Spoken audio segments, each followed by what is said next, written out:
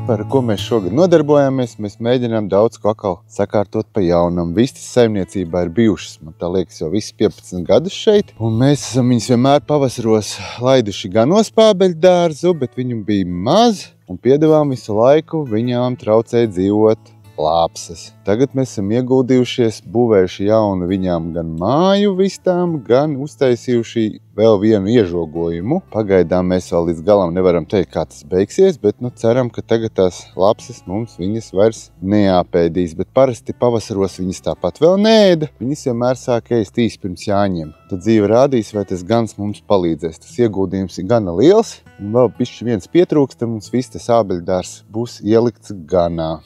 Viņš sita, ka viņam ir tā stieplīte, un kad ja nāk kaut kas klāt, tad viņam vajadzētu tā kā atturēt to. Principā parastā sēta lapsai izrādās nav šķērslis, viņai pāriet pāri. Nezinu, vai viņi to vistu aiznest, jo parasti mēs tās vistas arī dabujām, jo dzirdējām to troksni, bet ko tas dod, tā vista ir pa galam. Un tad tā doma, ka ir tā kā dubult sēta, un kad tad tā lapsa nobīsies. Pirms tam mums bija taisīta pārvietojuma vistu māja, bet tur arī nemaz viņa tik viegli tā pārvietota nebija. Un tagad mēs viņām taisījām tādu māju, kurā viņām būtu silti ziemā. Tas arī paņēma gandrīz mēnesi mana laika. Principā jau viņas vēl šitajā brīdī nedrīkst būt ārā, bet mums it kā ir svarīgi, lai viņas būtu ārā.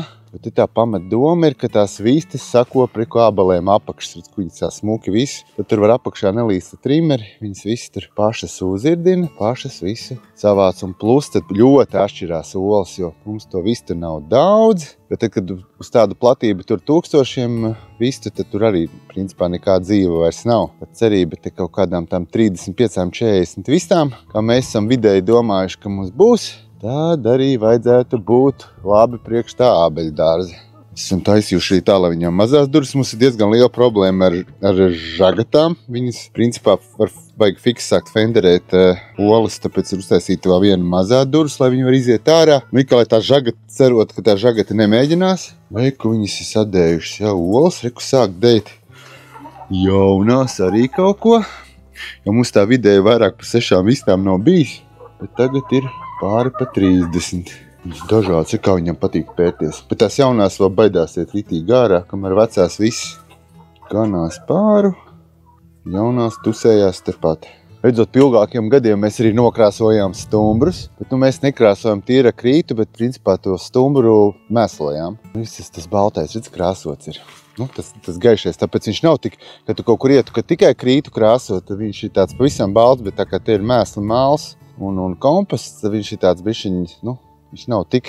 Pēc antrozofijas koks ir tā kā zemes tāds izaugums, un tad it kā sanāk pēc to viņu tāds domas, ka principā, ja tu tā kā mēslojumu varētu dot arī pašam tam kokam, kā zemē. Saimniecība, kas sāku, bija vistas un bija arī uzreiz kaut kur zivis, bet tagad mēs arī šo zivju lietu mēģināsim paplašināt no 2 aspektiem.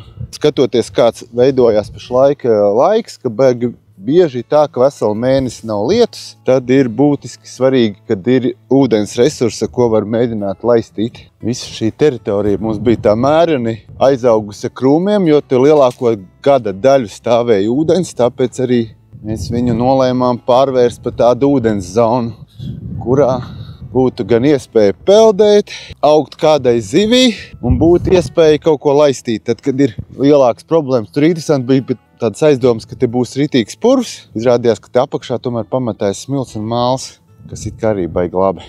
Bet te vēl jāveido visi tie krasti, un tad būs cerības, ka gārnes visu neapēdīs. Nelielāki, kur intensīvāk viņas mēģināt barot, un ja vajag te papildināt ūdeni no tā lielā blakus, šīs ir tās vietas, kur tam ūdeni vajadzētu ātrāk uzsilt, un kur viņas varētu intensīvāk barot, un pēc tam pat to ūdeni izsūknēt visu ārā, un tās zivis dabūt laukā rudiņos.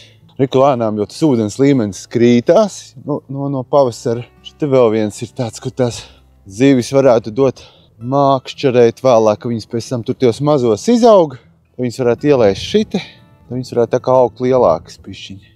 Kaut kā tā tas viss domāts. Tādas mēs būvējām sākumā daudz tādas nelielas siltumnīcas, kuras varēja viegli uzstādīt ar vienu plēvi. Rādīsim, ko mēs tomēr pēc tiem 15 gadiem, kā mēs jau stingri mainam nost. Te ir sadīts kaut kas, kas ir neapkurināmā tādā plānā arī kaut redīsi. dīkst. Un nav kaut kādi arī jau uz vēlāku laiku spināti un zaļumi. Āzijas salāti, tur rukols un visas mizunas un visādi brīnumi. Un wasabi, tos mēs tie veikalos cilvēki varbūt nepirktu, bet mēs saviem cilvēkiem tā kā radinām, ka viņi var ēst visu kaut ko dažādu. Tur jau izauguši redīs, un tur, kur jaundaļ mēs šito mēģināsim sākt vākt un stādīt salātus tur vietā. Tur, kur tas zemes vējs daudz kaut ko ēd.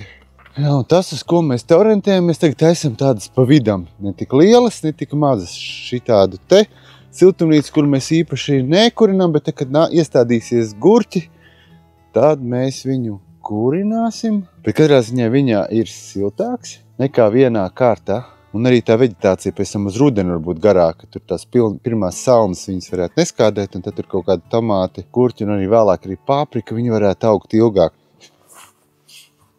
Un tā mēs būvējām vakardien pa visu vēju, pateicoties daudz cilvēkiem, uzlikām plēvī vēl vienai siltumnīcai. Jā, nu mēs tā īpatnēji to siltumnīcu taisu pats. Tā pieredze ar tādām siltumnīcām ir vairāk kā 25 gadi. Principā viņas savus gadus 12, varbūt arī stāvēt 14, bet īstenībā tā plēve, ja šitā tā kā ir 10-gadīga plēve, viņa nostāv savus 12 gadus, un tad ir vieglāk viņu visu likvidēt nost. Visam jauna svaiga vēl jārok malas vēl iekšā, jāuztaisa lūkas.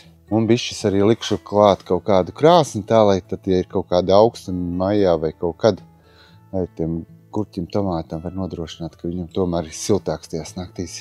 Ko te dažās.